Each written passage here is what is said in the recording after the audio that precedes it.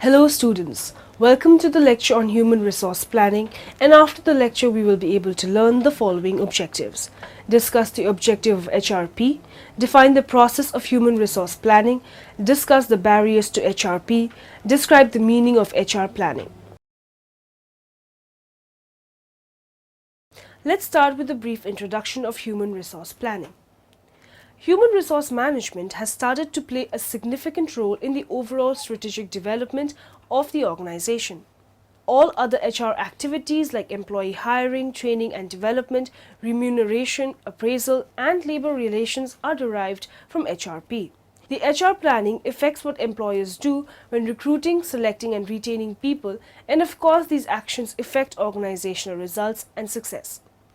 Human resources planning means different things to different organizations. Hello class, can I explain any human resource concepts? Professor Siegfried, can you explain what human resource planning is?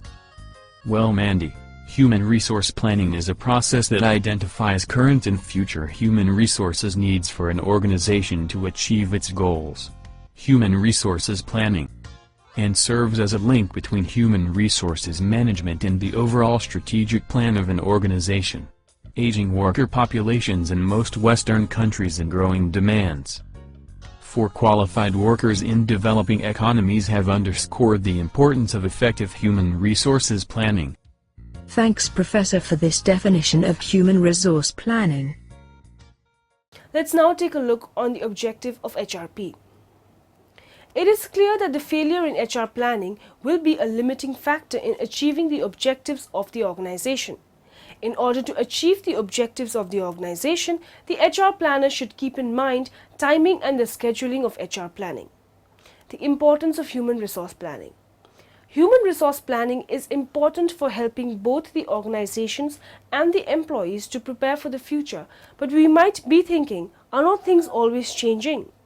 The basic goal of human resource planning is to predict the future and based on these predictions implement programs to avoid anticipated problems. Let's now have a look on the nature of HRP. Human resource planning is the process of analyzing and identifying the availability and the need for human resources so that the organization can meet its objectives. The focus of HR planning is to ensure that the organization has the right number of human resources with the right capabilities at the right times and in the right places. In HR planning, an organization must consider the availability and the allocation of people to jobs over long periods of time. The HRP is a subsystem in the total organizational planning. HR planning requires efforts by HR professionals working with executive and managers. Let us understand the need for HRP in organizations. Employment-unemployment situation. Though in general the number of educated unemployment is on the rise, there is acute shortage for a variety of skills. This emphasizes on the need for more effective recruitment and employee retention. Technological change. The changes in production, technologies, marketing methods and management techniques have been extensive and rapid. These changes have caused problems relating to redundancies, retention, and redeployment. Demographic change. The changing profile of the workforce in terms of age, sex, literacy, technical inputs, and social background has implications for HRP. Skills shortage. Unemployment does not mean that the labor market is a buyer's market. Organizations generally become more complex and require a wide range of specialist skills that are also rare and scarce.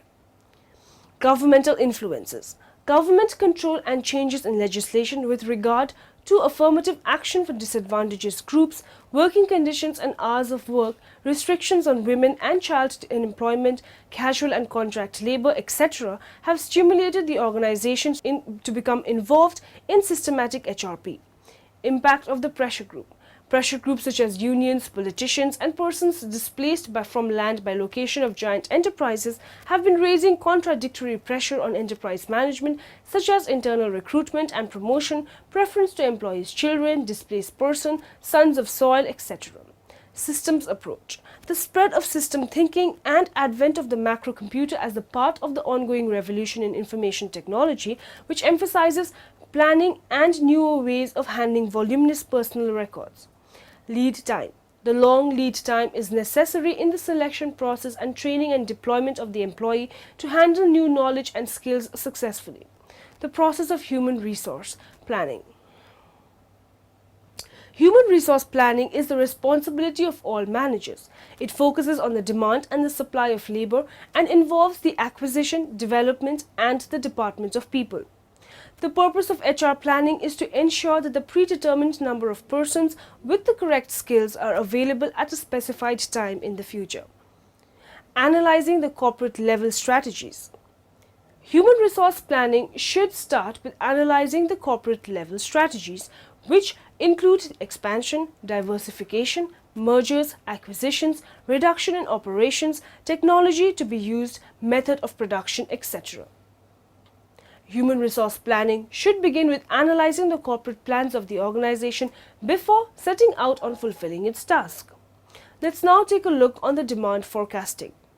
First, we will understand the executive or the managerial judgment. Forecasting the overall human resource requirement in accordance with the organizational plans is one of the key aspects of demand forecasting. Bottom-up approach. Here the concerned supervisors send their proposals to the top officials who compare these with the organizational plans, make the necessary adjustments and finalize them. Top-down approach. Here, the management prepares the requirements and sends the information downwards to the supervisory level who finalizes the draft and approves it.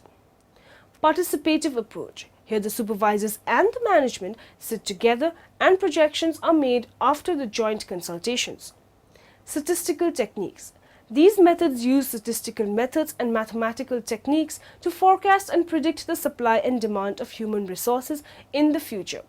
Ratio trend analysis depending on the past data regarding number of employees in each department like production department, sales department, marketing department and workload level, etc.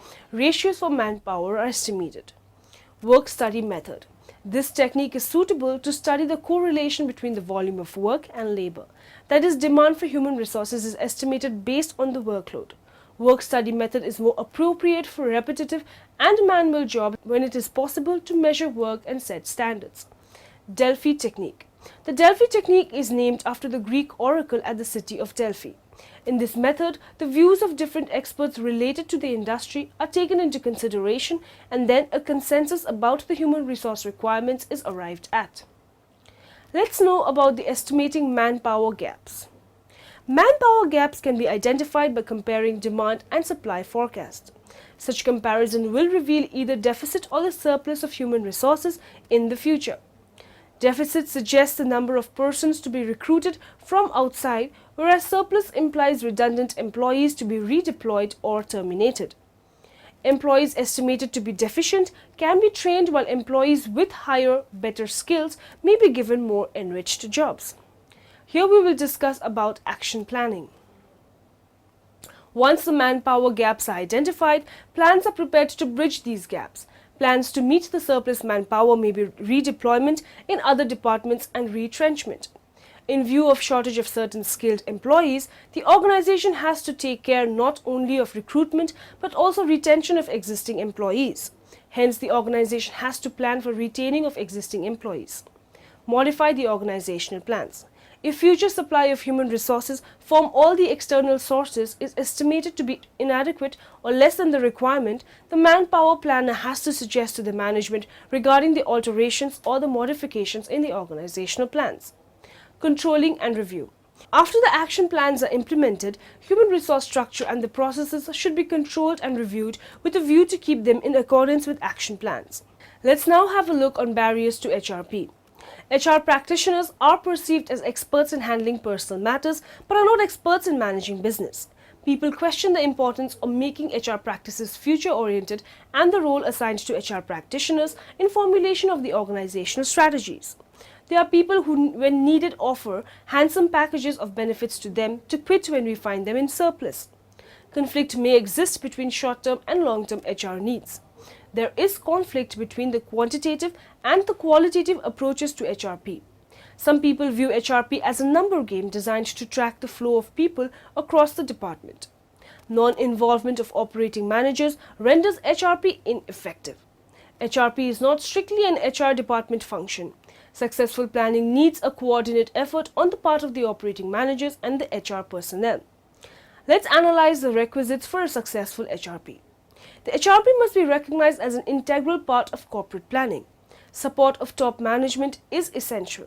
There should be some centralization with respect to HRP responsibilities in order to have coordination between the different levels of management. Organization records must be complete, up-to-date and readily available. Techniques used for HR planning should be those best suited to the data available and degree of accuracy required. Data collection, analysis, techniques of planning and the plan themselves need to be constantly revised and improved in the light of experience. Let's understand the meaning of HR planning. Human resource planning is the process that including forecasting, developing and controlling by which a firm ensures that it has the right number of people and the right kind of people at the right places at the right time doing the work for which they are economically most useful. According to Wendell French, human resource planning may be defined as the process of assessing the organization's human resources needs in the light of organizational goals and making plans to ensure that a competent, stable workforce is employed. Human resource plan must incorporate the human resource needs in the light of organizational goals. Human resource plan must be directed towards well-defined objectives. Let's now take a look on the advantages of HR planning programs. The improvement of labor productivity. Just as the satisfied workers can be productive, dissatisfied workers can even be destructive. Therefore, through proper HR planning, we can improve the morale of the labor and thereby labor productivity. Recruitment of qualified HR. Talented and skilled labor has become a scarce resource, especially in developing countries. Therefore, for the survival of the firm, it is essential to recruit the best labor force through proper manpower planning. Adjusting with rapid technological changes. With the advancement in technology, job requirements are changing. Therefore, it is necessary to forecast and meet the changing manpower, which can withstand the challenges of the technological revolution. Reducing labor turnover. Labor turnover refers to the mobility of labor out of the organization due to various factors such as dissatisfaction, retirement, death, etc. Due to labor turnover, a firm loses experienced and skilled labor force. Control over the recruitment and training costs. Highly skilled personnel are in short supply and it is costly to hire, train and maintain them. A company has to incur heavy costs in processing applications, conducting written tests, interviews, etc. and in the process providing adequate training facilities. Mobility of labor. Today it is difficult to retain qualified personnel in an organization as they move from one job to another in search of better prospects. In a free society, people enjoy unrestricted mobility from one part of the country to the other. Facilitating expansion programs. In these days of rapid industrial development, every company goes for expansion of its activities. With the increase in company size, the demand for HR also increases. Let's know about the limitations of HR planning. Inaccuracy. Projecting manpower needs over a period of time is a risky task. It is not possible to track the current and the future trends correctly and convert the same into meaningful action guidelines. Longer the time taken, greater is the possibility of inaccuracy. Uncertainties. Technological changes and market fluctuations are uncertainties which serve as constraints to HR planning. It is risky to depend upon general estimates of manpower in the face of rapid changes in the environment. The lack of support. Support from the management is lacking. The latter is unwilling to commit funds for building an appropriate HR information system. The time and the effort that is involved with no tangible and immediate gains often force them to look the other way. Employers' resistance. Employers may also resist HR planning on the grounds that it increases the cost of the manpower. Employees' resistance. Employees and trade unions feel that due to the widespread unemployment, people will be available for jobs as and when required. Moreover, they feel that HR planning increases the workload and regulates them through productivity bargaining. The lack of purpose. Managers and HR specialists do not fully understand the human planning process and they lack a strong sense of purpose. Time and expense. Manpower planning is a time-consuming and expensive exercise. A good deal of time and costs are involved in data collection and forecasting. Inefficient information system. In most of the organizations, human resource information system has not been fully developed. In the absence of reliable data, it is not possible to develop effective HR plans. Let's now have a look on the guidelines for making HR planning effective. The objectives. The HR plan must fit in with the overall objectives of the organization. The important aspects such as working conditions and human relationships must be kept in mind while developing the plan. The HR plan should be balanced with the corporate plan of the enterprise. Top management support. The plan must meet the changing needs of the organization and should enjoy the consistent support from the top management. Before starting the HR planning process, the support and the commitment of the top management should be ensured.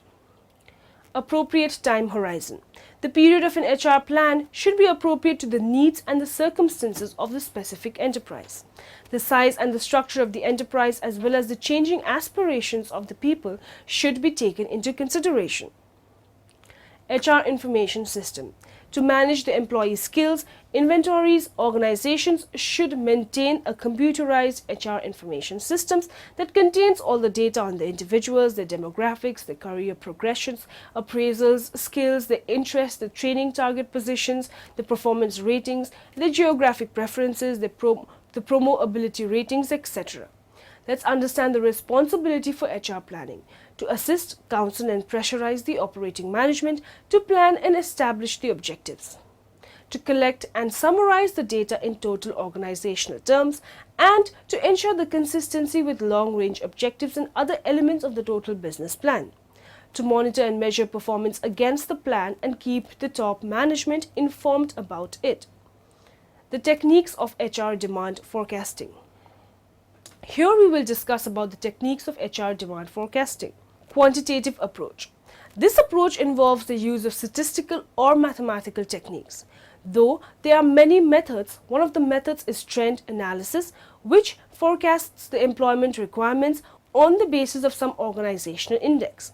Qualitative approach. In contrast to the quantitative approaches, qualitative approaches to forecasting attempt to reconcile the interest, abilities and the aspirations of the individual employees with the current and future staffing needs of an organization. Qualitative approach relies on the opinions of supervisors, departmental managers and experts. Let's understand the internal labor supply, staffing tables and Markov analysis. Staffing tables and Markov analysis focuses on the number of employees in the particular job. Forecasting the supply of human resources requires that managers have a good understanding of the employee turnover and the absenteeism. Talent inventories. Skill inventories can be prepared to include the employee's education, past work experience, vocational interests, specific abilities and skills, job tenure, etc. This inventory requires that confidentiality is maintained in its preparation. Replacement chart. Replacement chart provides information on the current job performance and the promoability of possible replacements. Succession planning. Succession planning is the process of identifying, developing and tracking the key individuals for executive positions. Balancing supply and demand for human resources. In an effort to meet the demand for labor, organizations have several staffing possibilities, including hiring full-time employees, having the existing workers work overtime, recalling the laid-off workers if any, and using temporary employees to man the work. Additionally, organizations today reduce their workforce by relying on attrition or gradual process of reducing employees through resignations, retirements or death to reduce the excess workforce. Organizational downsizing. Downsizing is a big part of a longer-term process of restructuring to take advantage of new technology, corporate partnerships and cost minimization. Layoff. Employee layoff decisions are usually based on the seniority and or the performance. The rights of employees during layoffs, the conditions concerning their eligibility for recall and their obligations in accepting recall should be decided in advance. Let's look at these 4 elements of the human resource planning process. First, we consider how many of what type of people we will need at some specified point in the future. In essence, this is a picture of what we want our workforce inside the company to look like. This forecast is derived from some forecast of what the organization expects to be doing at that specified point in the future. We might say something like this. Based on our plans to produce X number of units of a particular product, we will need Y people. To be even more specific, we will need to break that total number of people needed down to numbers of people in specific jobs. Second, we need to determine what might happen to our current workforce between now and that specified point in the future. No workforce is ever static. People are hired, they retire, they are terminated, they leave to pursue other employment, and they are promoted. The focus of Markov analysis is to attempt to project out into the future what our current workforce will look like if current mobility flows continue. In the human resource planning process, we compare our future needs with our future workforce.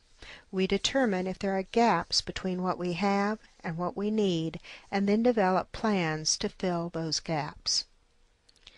Markov analysis is used to study the flows of people entering, moving within, and leaving an organization.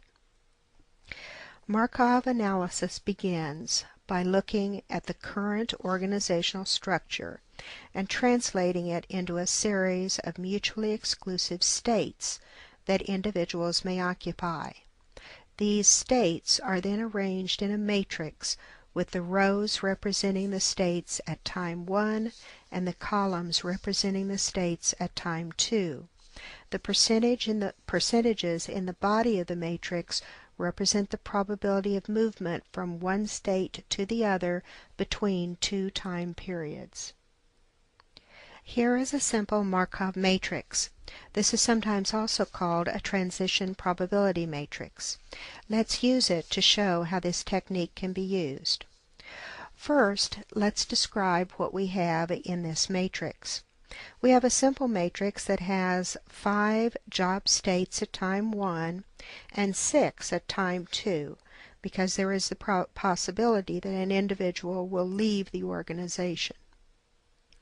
If we look at the cell of the matrix, which is the intersection between job A and job A, we see that the entry there is 0.6. This indicates that there is a 60% probability that an individual that is in job A at time 1 will remain in job A at time 2. As we move across the table to the right, we find a 0.15. This indicates a 15% probability that an individual in job A at time 1 will be in job B at time 2. In the next table, we see how the probabilities are used. The column on the left indicates the number of people in each job category at time 1. We multiply this number times the probability in the cell to the right to get the number of people who will be in the job at time 2. For example, 60% of the 50 people in job A at time 1 will remain in job A. That means 30 people will remain. Take a few minutes and verify that the rest of the numbers are correct.